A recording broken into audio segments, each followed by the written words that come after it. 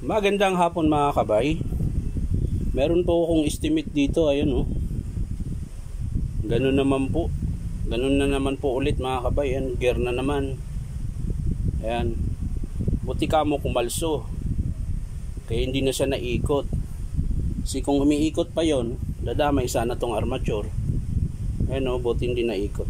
So ang papalitan natin dito mga kabay is gear pa rin. Ayan. Yun lang yung papalitan yan mga kabay. Ayan o. Pudpud pa rin yung gear. Ano po yung unit nila mga kabay? Ang dumi yun. Pinangkakating kasi ito ng mga plancha, yung aluminum, yung dito sa may Alonso. Ayan. Ito po yung ginagamit nila, yung Makita na circular saw. Ayan. Kaya hindi rin talaga magtatagal dahil sa sobrang kapal nung aluminum stainless na yun.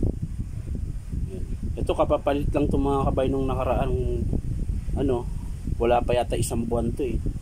Ayan, o meron na. Nakaraang buwan lang to napalitan. Ayan. Ito yung pinus ko nung nakaraan mga kabay. So yan lang yung mga kabay. Bali hindi ko na ipapakita paano bubuin. Saka ko na ipapakita mga kabay pag may pyesa na. Yan, saka ko i-video ulit. Yan. So ito lang po yung papalitan mga kabay, gear lang. Para sa Makita. Yan. Bye-bye.